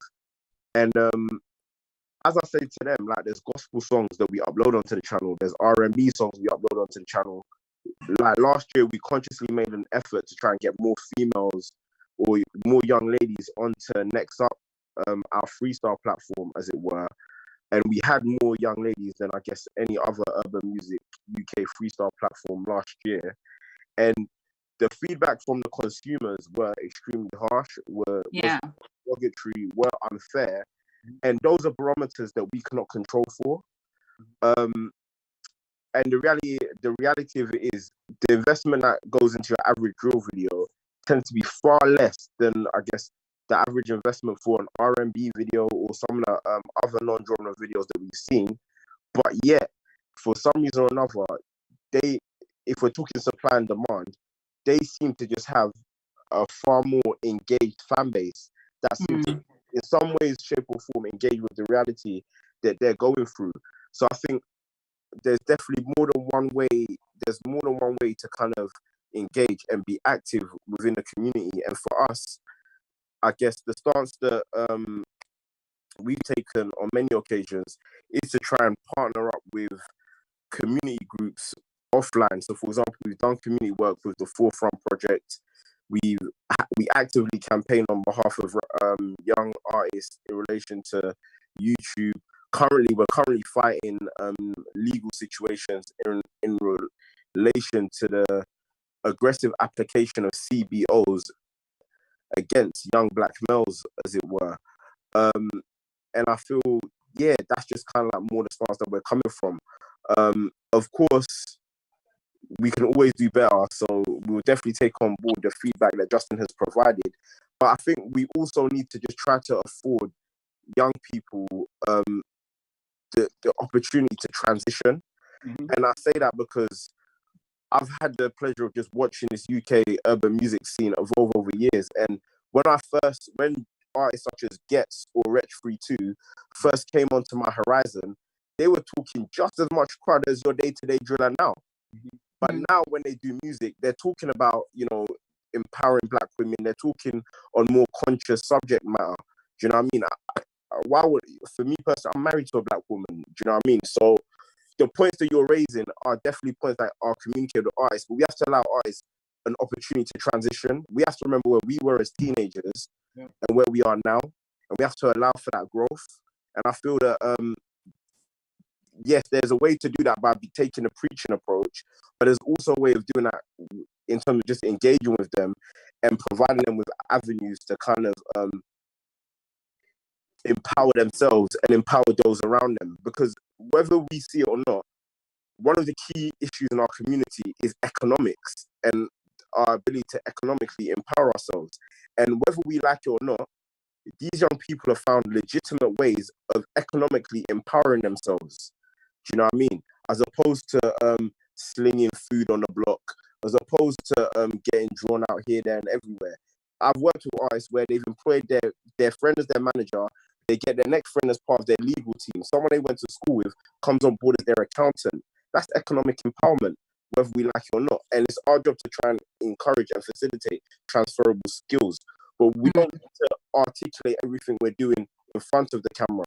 We know what we're doing behind it, if that makes sense. But yeah, that's my 2 minutes, and apologies for over talking. No, thank you, Quabs. I love that. I love that. I think what to feeding. Sorry, Nana. I just want to. I'll lose my train of thought. But just feeding into what Quabs was actually saying, it's all about supporting someone till they can reach their mature point. And even for what we do, we're talking about, like, we don't judge anyone, because music's therapy first and foremost. Whatever somebody wants to express and convey, you cannot try and railroad that message. Let them do their thing. But what we found is, because we're a little bit been there a little bit, you can question something. So if you made verse 2 and you're still shanking a lot, we're like, oh, hold on a minute, that was in verse 1. You shanked 3 man in verse 1. You want to shank a little less, verse 2? You might want to do a little something different, verse 2. It's not all, we ain't got to have 15 songs of drilling. You know, we can have one tune maybe when nothing major happened, but you never contributed in that way. And this is what a lot of people don't understand, that with our artists that were in our era, who were on a certain amount of crowd, they still had to release that tune that showed elevation, that showed, nah, I'm reading, I'm doing certain things, I'm aspiring to a different situation. Hence why you got people like Nines and that, they know how we say, as the olders, we need that tune. So he'll drop that I Wonder track. Yeah, they know we need it. Scraps will drop the outro from different cloth. He knows how we say, we need that tune. We love everything else. We're not saying, nah, bunda. We're for everything else and for the growth. You're talking about, I've seen young men from Rhodes doing madness to now they're sitting down in boardrooms and doing certain things. But what I'm trying to say is that we don't have, morality is free. And we keep thinking economics. By the time you've made a certain amount, you'll behave a little bit different. No, when you've made a certain amount, you'll be exposed to more opportunities, and you'll expose people to more opportunities. But in between making that amount, you will still expose people to you. So what aspect of your own mentality do you want to project out there? Do you want to project into what is really black genocide? I know that we've all got to do it. We've all got to walk that road, but do we have to? Do we have to contribute to more young people actually thinking to themselves, well, just going to go and serve 2 packs? Like, because everyone talks about it, it's normal. We're normalizing things that have been left behind for us. And I'm just saying that we can give the same shine to other people. I've got parts of my project, yeah, that we don't make money on. We just lose money on it. We just lose money on it. I've got to lose money in that area. Because morally, this is the right thing. It doesn't matter, it's not here to make money. This is here because it's the right thing to do, if that makes sense. And I think with some of the teething issues that Quabs was talking about in terms of the female artists, it's my project, I've purposely not opened it up to women right now. Because we're not trained, we don't understand the complexities of dealing with women, and that has to be run by women themselves, or men that fully appreciate and understand the struggles of like women per se. We can't just say, all right, women come into an environment where there's bare man, and bare man are chatting about girl in a certain way, and then say, yeah, now it's your turn to jump on mic. We can't do stuff like that. So it's more easier to erect a whole division that women control and run, and there is no men's space over there, there's no man input. That's a whole space for women. It might take 2 to 3 years, like it's taking a channel. But at the same, they can be themselves. And it's hard to be yourself. You telling me, I know you beat me up. Yeah, no. Firstly, I just want to say, I want to reiterate the point again. In terms of our community, me, the police can't hold me accountable, is the way I feel. Justin, people like yourself can hold me accountable. Do you know what I mean? And the dialogue is definitely very important, and that's why we welcome you guys to this platform. Do you know what I mean? So that we can all be challenged. There's no point challenging the wider system if we can't hold a mirror to ourselves. 100, and that's 110% the truth. And so I guess it's just more a question or a case of how we do that in this reality. And I know you're saying that, of course, it shouldn't be when you reach an economic point. But as our studies have shown, the back end of last year, we know that for some reason or another, rehab clinics for Class A, for drug abusers had shut down in my local area, but yet there had been an increase of supply of Class A drugs in my local area. And I'll use my local area, Tottenham, as an example, where we've got hostels, and to get into the drug trade is extremely easy. The opportunity cost is extremely easy. And that predates drill rap. That's something that's been in my local area, past Tottenham, for over a decade. So that's not a drill rapper, that 16-year-old drill rapper teaching them how to do that. That's something that they've learned for generations. And I can only say that because that's the truth that I was exposed to as a kid as well, if that makes sense. But I do take on board the points that you've made. I love what you're doing, because you're giving me fuel in it. In terms of like the things that have been left behind, and even drill, bro. If you catch me on BBC, catch me on ITV, certain things I'm not talking. So don't try and come at me about drill, because I'm like, stop it. Our youths use it for music therapy. If you want to bang drill, there's so many other things we can put into that frame of conversation. So don't come with that one. Drill is mostly consumed by middle-class white youths. I don't see them running around stabbing each other. Maybe because their environment's a bit different. Maybe we're in a distressed environment that, irrespective of drill, we've had issues since Love is Rock. We've had issues in our community since Love is Rock. So let's not be crazy and blame drill. All I'm saying is that in-house, just so we can analyze all the massive systems and all the big things, yeah? Yeah. Or we can start in the little corner of the yard that I said needs tidying up and expand it to the rest of the yard. So even for what I'm doing, bro, like there's enough of them man them that are doing their thing on the block or whatever, you know. And I'm like, yo, I beg you, refer a couple of youths, man. You can't be, refer one or two men that you know, no, we don't really mess with it. Refer one or two youths, bro. Send one or two youths to the project right now. You get me? We're out here, send them out. And that's me utilizing you. You just refer young people, and instead of them going into another situation, put them in a situation where they're going to learn a little bit, and we can connect them to different opportunities, if that makes sense. And just go on, shoot, bro. So that I'm going to put this out here to you, yeah? Because you're right. We need to see what we can tidy up in the corner. And now we've got you on the screen today. What we need to say is, what is today's date? And in today's date, who can tell what today's date is? I think it's the 16th. No, 15th. 15th. Yeah. So today's the 15th of June, yeah? Right. We need to commit to having the same catch-up this time next year. Yeah. And we then need to measure up how we've been able to support you in what you've been doing across that year. Yeah. How does that sound to you, my guy? Yeah, you know, for me, the things that we're about to embark on are, I don't talk because it's just, it puts, for me,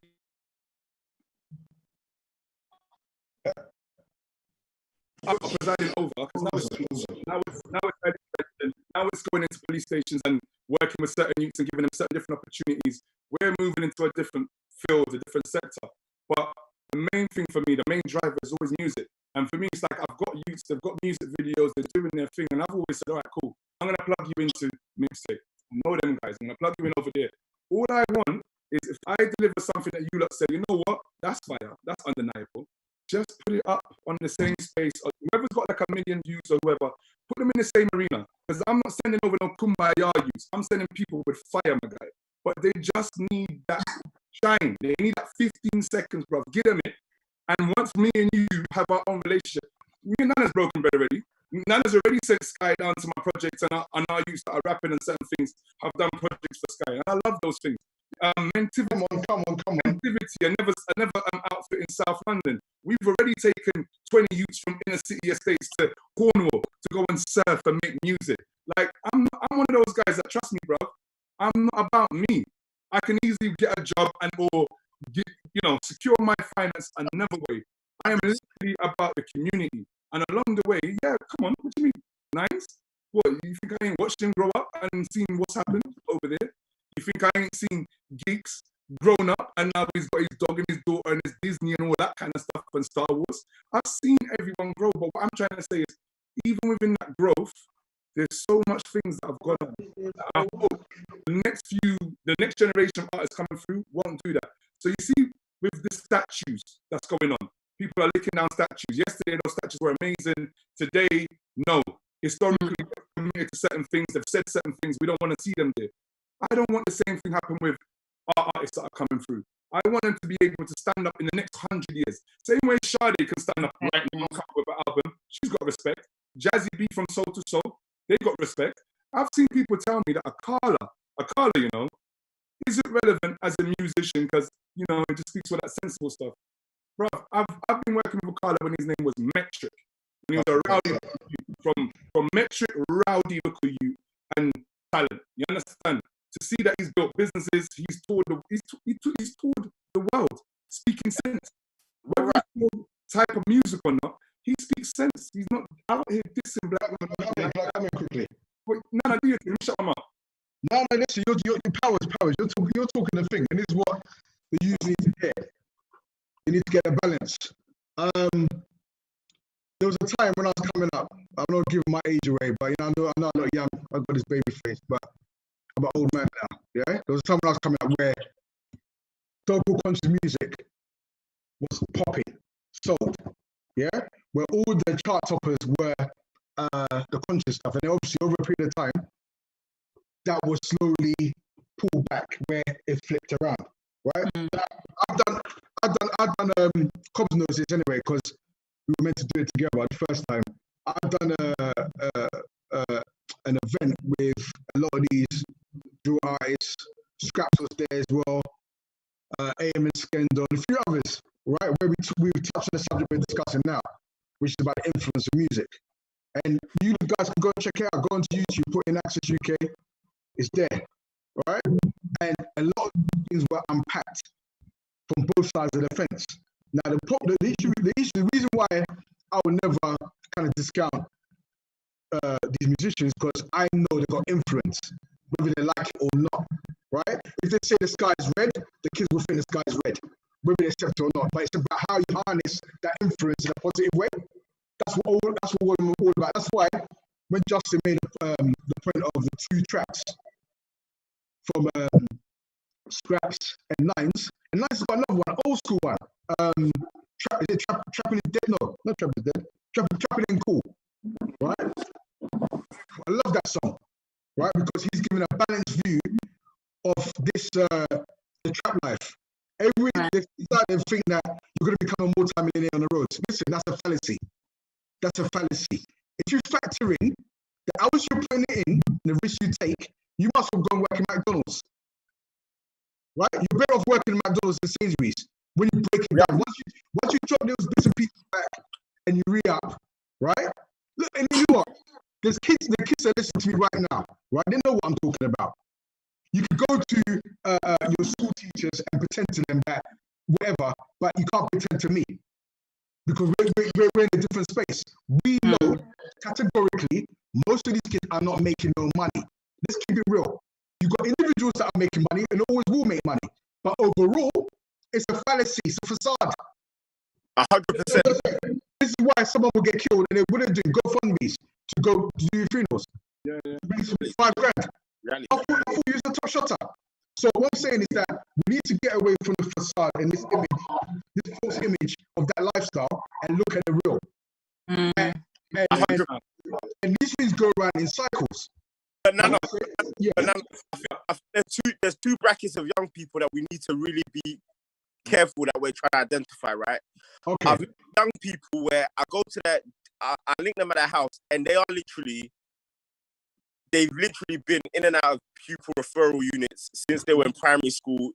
Literally, they haven't got no parental infrastructure or guardian support. And that is a different case to maybe a child that's maybe, I've come from a good house, mommy and daddy want me to go uni, but I want to copy what? Fashion. Yeah, fashion. What you just touched down there is facts, yeah?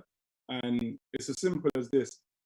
When my youth got stabbed like 11 times, no reason, just going about his merry way, and then he got killed for no apparent reason, yeah? I knew that not only would he make a full recovery after he's gone through all the surgical procedures, not only would he make a full recovery, but he's not going to contribute to that either. Because when you're raised in a household where there's love and direction, it's impossible for you to access the hate necessary to carry out hateful deeds every day. And what Nana was saying, which is word, you know, The music industry, when he's talking about conscious rap, it wasn't even called that at the time. It was just hip hop. It was just Public Enemy. From better times? Are we talking African? No. I know that, bro. I'm educating you. You're going too far. No, I'm just feeling what Nana was saying. The thing was just called hip hop. There was big variants of it, but it was just called hip hop. When the money people, the people outside of our community got involved, this is where you see NWA get elevated. And this is where it was, this is now hip hop, and now that's conscious rap. So that was boxed away and put in another category. And all of this behavior was rewarded. It was rewarded. Just a new car. Kind of real talk. Can I just say quickly, we're nearing the 7 p.m. Timer, and time flies when you're having fun, isn't it? I know we've spoken so much. We've gone across the spectrum from education to entertainment and everything in between. But yeah, we are going to have to wrap up quite soon, and I want to say some things before we go. Justin? I think Justin's frozen, you know? Yeah, he just might be frozen. But if I come over to Nana, Manny, Tumi, we have about 8 minutes until 7 p.m. Did anybody want to say anything to kind of round up our discussion? Yeah, let me say something real quick, because this is essentially about practical solutions. Right. There's a lot of people in the space that chat a lot of rhetoric, and WhatsApp crews talking nonsense all day from morning till night. And there's people that are actually on the ground doing real things that are going to help people in the real world. Like yourselves, yep. Absolutely. So I'm just going to announce quickly a couple of projects that we're running at the moment that I want the youth to kind of plug into. In Haringey, we've got a leadership program we're going to be running very soon. We're basically going to train up 20 young people to become local leaders and ambassadors in that area. That project will probably kick off next month. So if a young person, maybe between the ages of 18 to say 24, wants to get plugged into that, let me know. We're also running the Young London Fund with the Mayor's Office and Haringey Council. Again, that's more focused on employment opportunities. That's for females and males as well. That's in Haringey. In Brent, we've got 2 employability programs for young black men between the ages of 16 and 24, I believe, if I can remember correctly. Again, that's in Brent. If you're young, you're black, live in Brent, again, hit us up. We can plug you in. And we're about to launch a 3rd program, which is strictly focused on helping a young person on the roads to make the transition into legitimacy.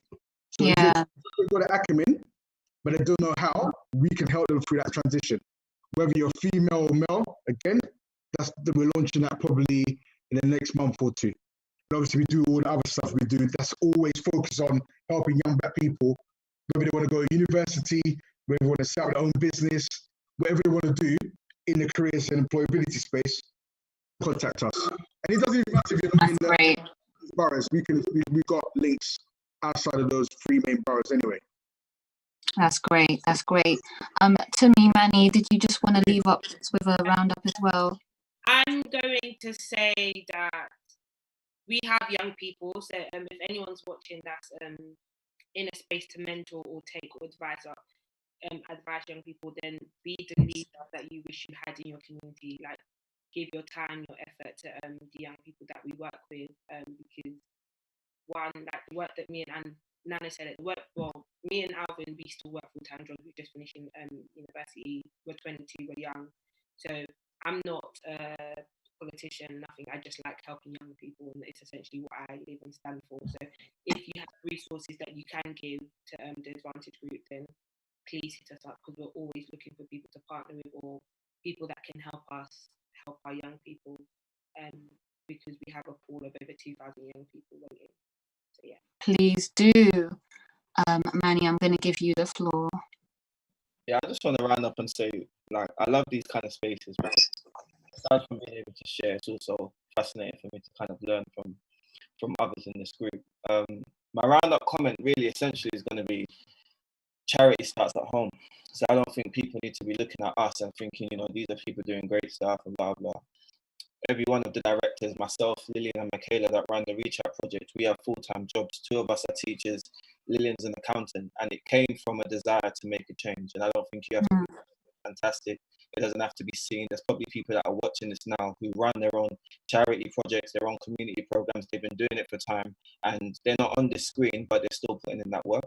And I think ultimately, no matter what space you're in, whatever you can do within your capacity to mentor someone, doesn't have to be an official program. If you're a teacher and you know that there's Black students within your school that require support, or one in particular, do what you can, because identity is a massive issue. And I think they need to see us kind of stepping up for them, and they need to see that they've got that kind of support. Similarly, if you work with young people and they're involved in music, I agree a lot with what Justin said, in that no matter what environment or capacity you're in, you have to encourage and educate the young people around you to make a difference. You can't wait till you've made money. You can't wait till you're successful, because there's very few of our artists that actually go on to become these millionaires and then they can transform their lives. A lot of these young people that get into this, especially in music, they're still doing stuff on road, and a lot of them won't get the success they need to because the road catches up on them. And so ultimately, in that space to educate them,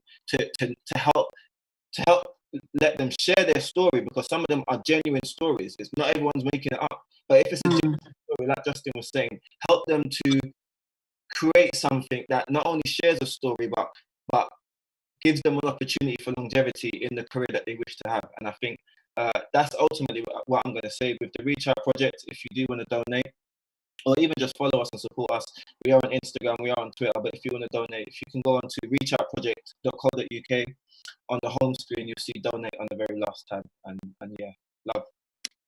Thank you, Manny. I just want to echo those things. Show love, guys. Show support. Donate where you can. Offer your services where you can. I just also want to mention much love, much support, much strength, much guidance to everybody who attended the Black Lives Matter protests. Much strength to the Grenfell movement. We're still pushing for justice. Much strength to Misha B and all the other Black women in the industry who are coming out and speaking about their unfortunate experiences maneuvering in predominantly white spaces. And I just want to put everybody on notice that we will be doing this again with another great panel. But Justin, we can't end without you rounding us up as well. So go ahead. Check. So you know, I've been inspired, and at times I got gassed up by Manny, got gassed up by Tamisha. Times I got gassed up by even Crumbs and Nana. So it's been a really good opportunity just to talk in a way that we can talk to each other and hold each other to some kind of accountability. The Black Lives Matter movement, the marches, listen, they've been inspirational. I don't care what people's views are on who's running it, who's behind it. Young people are posting up hashtags and saying, get here. 500,000 people are turning up. Who else can do that? So the youth them right now, for me, they're giving me so much energy. And they have been throughout my whole project. I go all out for the youth and they know this. So I just want to say again, as far as music and what this summer is going to be a real summer where we're creating a lot of music. There's a lot of opportunities coming up. We've got a production coming out in the next two to 3 weeks, featuring man that's going in and out of jail. We're giving them production opportunities to produce their own music lifestyle show. So it's that kind of thing. We need to really use those guys' influence as well and get them into a position of legality. That makes sense. So we've got that going on, but just go onto our United Borders page, hit us up. We've got some big productions coming up in a minute where we're reaching out to producers all over the UK. We want to join in with some of our production work. We've got that going on. But really and truly, guys, like I said, I'm very moved by what I saw here today personally. And I just want to say thank you for giving us the opportunity to have the conversations that we've had. Let's progress together, innit? Yep, this was incredible, just as we anticipated, guys. It's an honor having this conversation with you. I'm inspired. I hope all the viewers are as well. I will be visiting each and every single page. I will be donating. I hope that you guys can have the same energy, because it's really about us having our own backs and doing what we have to do for ourselves, for us, by us energy. And with that, we're going to wrap it there. We're going to have a next one, but stay tuned for that. But we're going to wrap it there. Thank you guys for coming and speaking to us. I'm Sweeney Gloria. I'll probably see you in the next one. Thank you. You guys take care. Thank you, guys. Thank you. Bye. Guys, amazing. Thank you.